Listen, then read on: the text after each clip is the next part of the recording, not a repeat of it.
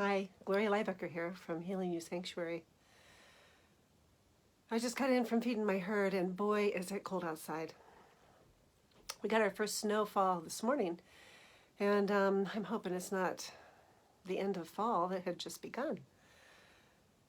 When I was in the cold, I was tending to all the horses, but particularly to my lead mare, the one I've had the longest. This morning, the vet came out to be with her to check out her eye because she had a cloudy eye, and she'd been favoring it. It had been causing her some pain and been weeping and holding it closed, and she has an ulcer in her eye. And so I learned a lot more about my horse's eye this morning. And they gave her some painkiller to deaden that pain so that we could check her eye out more clearly and make sure how we could best support her with that particular pain. What would be most supportive? And so the vet gave her a sedative, and it really, I don't know, it's just like she was really sensitive to the painkiller, and she started hanging her head low, and I was having to hold her head up so that the vet could look into her eye. And I tell you, horses' heads are heavy. My arms got quite a workout. And yet as I saw her body become a little unstable, and I got a little concerned that maybe she'd fall down, and the vet assured me that everything was happening the way it needed to, and that she would be all right, and how I could support her. And then I listened to the vet as she would speak to her. She'd say, "Good girl." And she was a very soothing tone, and it really, really struck me how much I love my horse, and how much I love someone that can come in when one of them is in pain and really tune in to what's going to be the most supportive for them to move through that pain back into health and wellness and the sense of freedom that being pain-free provides for all mammals. And so what was that? What did that look like? It was the tone that was just soft and gentle and caring. It was very resonant with healing energy. And then seeing how my mare would respond to being held in that way.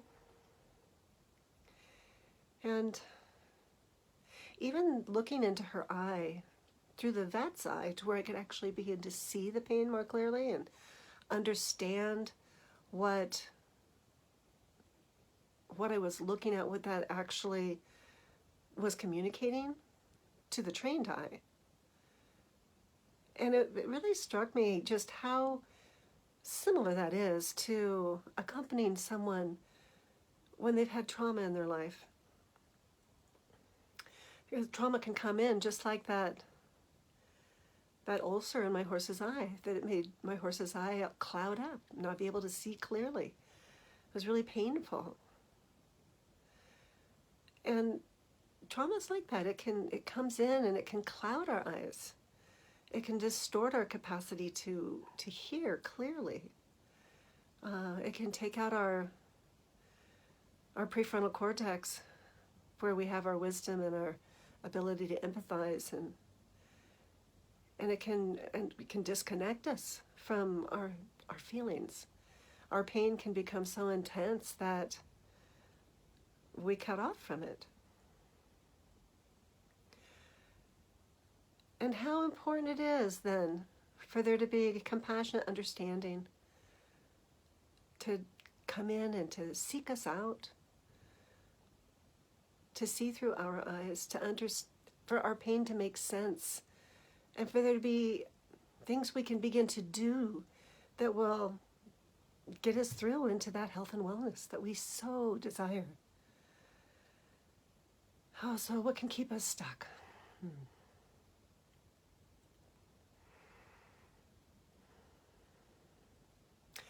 One thing that can keep us stuck is a sense of isolation in our alarmed aloneness. The sense that nobody can see us, that we can't even see ourselves.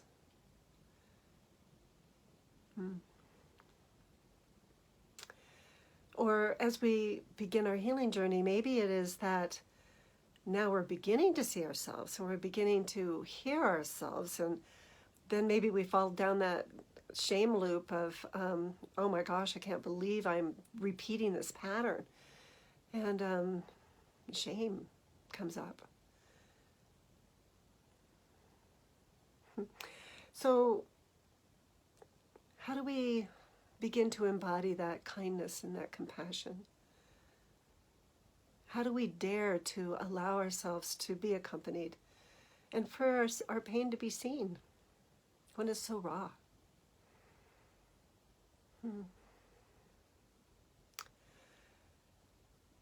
Wow. So gentleness, having the space to actually be in our pain until we begin to have an experience where we notice when we're accompanied by someone that the pain lessens, it lightens ever so slightly.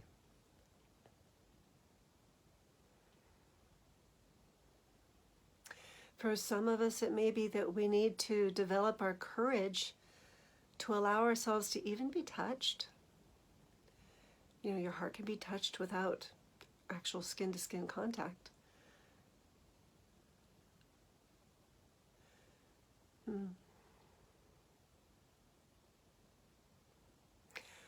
Needing that space that we can feel into, maybe to begin to thaw out from, just like the storm out there with all the icy snow coming in with a north wind, it bites. And we automatically want to hunker down and protect ourselves. So we need protection. And we need warmth. We need care. And sometimes we need somebody just to sit with us, just to be in the same space that we're in, so we can begin to be felt.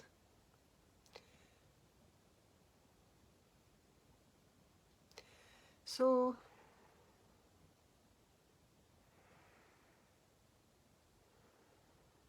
when we take the time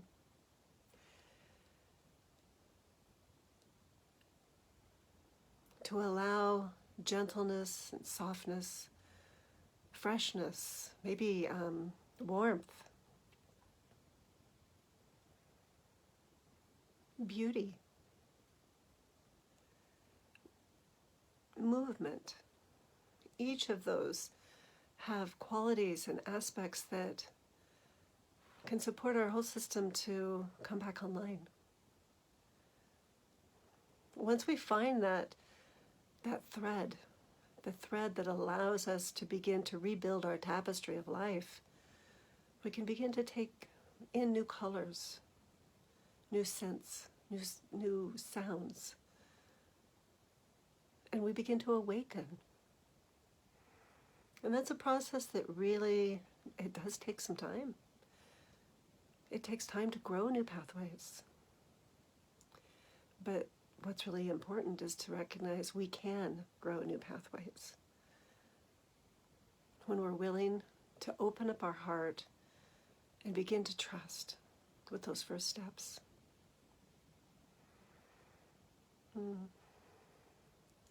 And one thing that can support that very much is to really be in your heart space,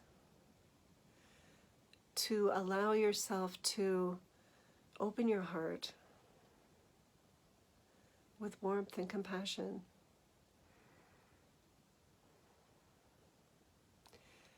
To give yourself permission to be vulnerable and authentic. There's no shame in that. There's a lot of healing that's possible. So slowing down, and one client I've worked with, what really supports her when she gets into this place that it feels so all alone and the world's just bitingly cold out there and she feels invisible and unsupported, is to remember how much music can support her and to find a special song, one that just speaks to her from the tempo. It might be the words, to take and put that into her little iPod and curl up in a soft blanket and a swishy pillow and get really comfy and put that music on and let it just repeat. And notice how soothing that can be. So when we notice what soothes us, to give ourselves permission to spend time with that. Another client has really enjoyed being able to have one of those hanging swings. It's a hammock swing. And to be able to sit in the hammock swing and let it rock her as she looks out the window at nature. And there's something about being rocked that can be very comforting to our body.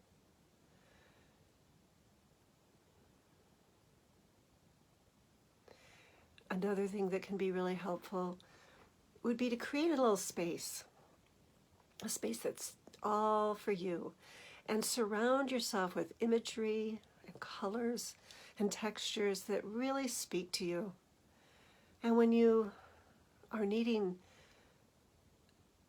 that comfort, that soothing, to really know you matter, go and sit in that special place and look at the images and touch the textures and drink in the colors and maybe have some special music playing. If you like scent, you could have some incense that you would burn. And notice all of the senses, what supports your system to calm and to soothe, so that you can wake back up to being present and stepping into new possibilities in your life. If you'd like to explore more around that, I invite you to reach out to me at healingyoursanctuary.com. Thanks for being on this journey with me today. May the rest of your day be warm and nurturing.